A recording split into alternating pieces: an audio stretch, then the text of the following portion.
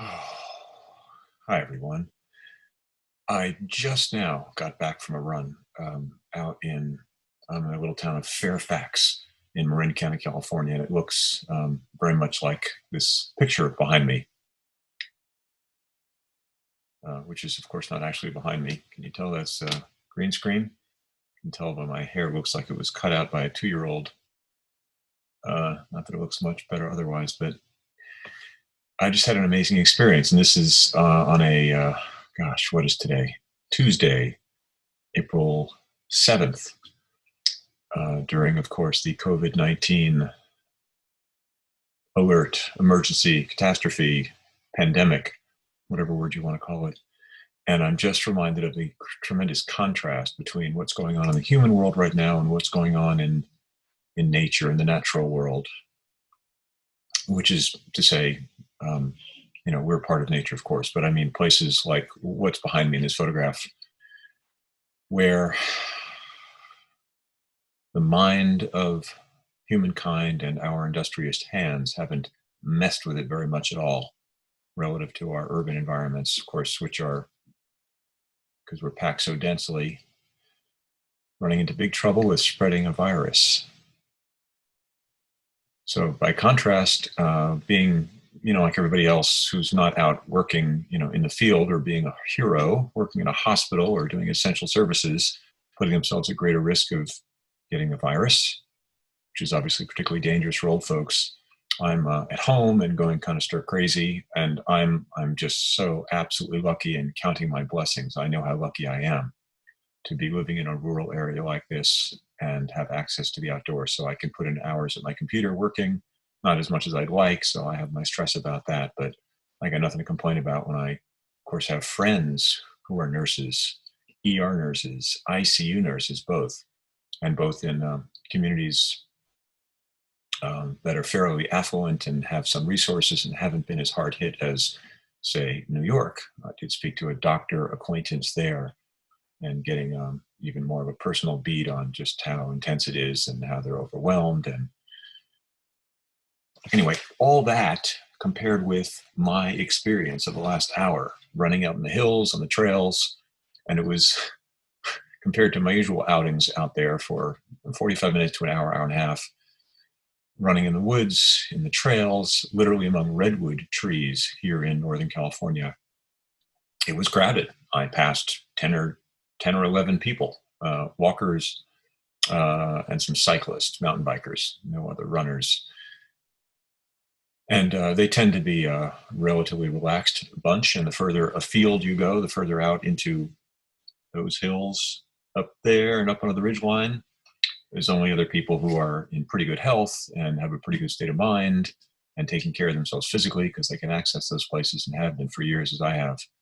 So it's just, it's way chill compared to shopping at a grocery store where, now you're getting dirty looks if you're not wearing a mask covering your face, even though you can still get infected through your eye and it's not an impermeable barrier. And anyway, I won't go into all that. It's just, there's so much fear right now. It's as nasty a contagion as the virus itself. But back to being out on the land in nature, it is so quiet right now. And I am a nature freak, to be sure. And I love the quiet out there. I moved from Manhattan, my birthplace, years ago to be quieter. And then I moved from San Francisco to be quieter still, into the woods of Marin County where I am now and where I just came back from. And it's so restorative and so healing. And of course, I'm the TreeSpirit Project guy who talks about the restorative powers, the healing experience of being out in the natural world, away from our wonderful civilization. And that effect is now intensified. And ironically, of course, you're not supposed to go out, right? You're not supposed to go to national parks. I was reading a story now where they're shutting down, blocking access to national parks because it fills parking lots and there's too many people. And I understand there's some sense to that. At the same time, that it's kind of crazy that we have these places to go to, wilderness areas. But if people don't self-regulate, then they have crowds, or then they're traveling to get to them, and then they spread disease to the virus to other areas. So it's a big mess, and I'm glad I'm not part of that. Instead, I was just running in nature And at the end of my run, I just, um, for me, the highlight is always encountering wildlife, which we have out here in abundance. Not just the coyotes we hear howling at night, but even just little critters from deer to mice, and rabbits out on the trail. And this time coming back just about a mile from my house on the return, finishing up my run, and then, oh my God, there it was. And I just stopped dead in my tracks, as I know to do. And fortunately, I was upwind, and I was maybe 100 yards, 80 yards away from this big, beautiful coyote, like dog size, 60 pounds, 50 pounds. And really a healthy looking guy, not mangy and rangy like a lot of them are. He looked well fed, and he had a big bushy tail, more like a fox's tail. And he hadn't seen me yet, which is so unusual to be running and come upon an animal that you see first, rather than them see you, spot you minutes before. So I stopped dead in my tracks, checked the wind, and then I got down low, and then I walked slowly lower to him. And I was watching, his head was turned away from me, he was scratching his ear and stuff, and I love seeing how close I can get. I have zero fear of coyotes.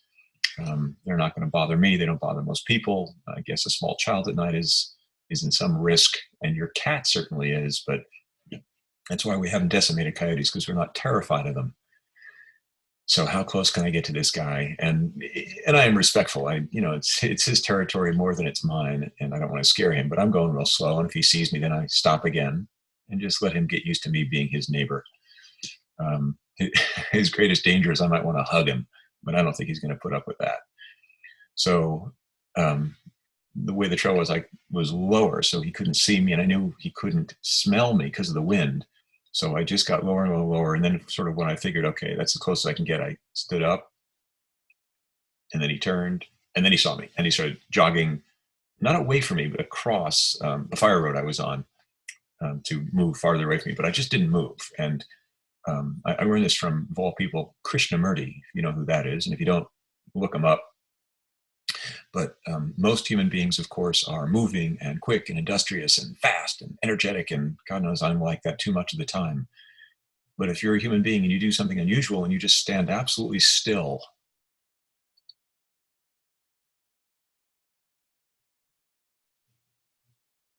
and don't say anything, and just breathe nice and slow, like a meditation, a stationary, waking, eyes open meditation, looking out at the world gently. And in my case, at this guy, that's not a threat. And animals, of course, are incredibly sensitive and know that. So he stopped, and he looked at me, and then he kind of turned, and he sat down. So now I'm, 80 feet instead of 80 yards, 80 feet away from this guy. And he's looking at me, and I'm looking at him. And then, I don't move, not a muscle. So like, okay, I'm no threat. And he just turns away, and turns his head. He doesn't move and just sits and hangs out. And I get to really kind of study him. He was the size of my gal's dog, who's a cattle dog, Labrador mix. Like I say, maybe 60 pounds, something like that. And just really good and healthy. And I knew this was his turf, because I've run this trail a lot, and there's lots of coyote scat there. So I don't know if it's a he or she, but saw him once before in the daylight. But this was my longest encounter ever with a wild, live coyote midday, 3:15 in the afternoon. It's now, I don't know, 4 o'clock, 4:15. I'm just home from running in my my little play clothes here. And he and I just hung out for a good 5 minutes. Him doing his thing, me just enjoying sharing the COVID-19 pandemic with a wild animal.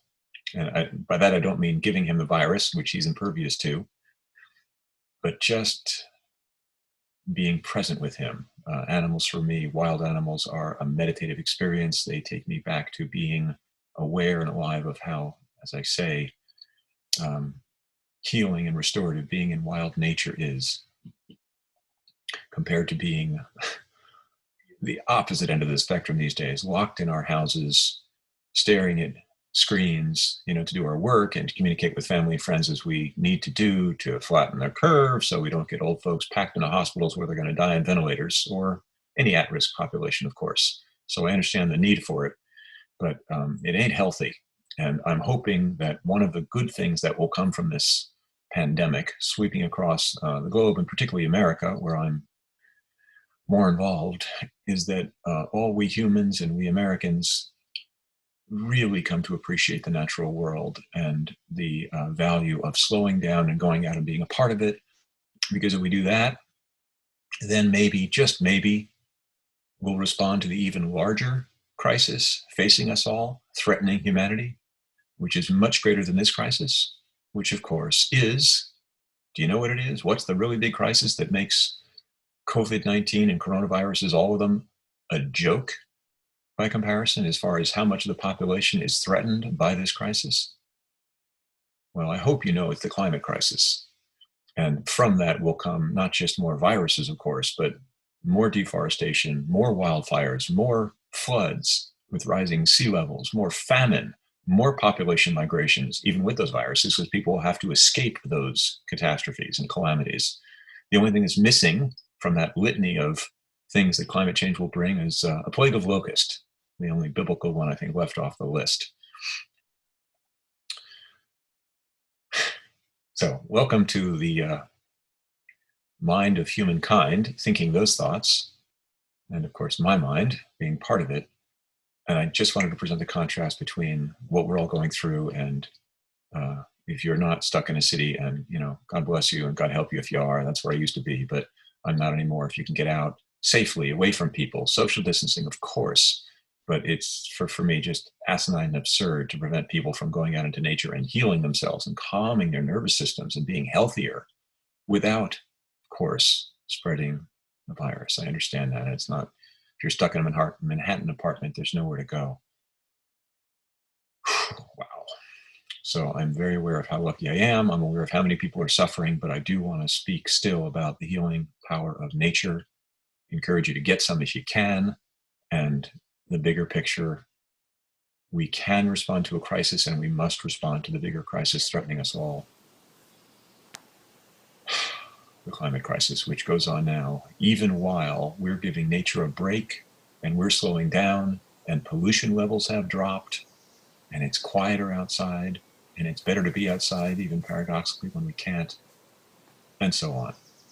Jack Gescheidt, TreeSpiritProject.com, and I have a climate change page, and I have a COVID-19 page, but be safe, be well, breathe, relax your nervous system even if you are trapped inside, especially if you're trapped inside, and I'll see you next time.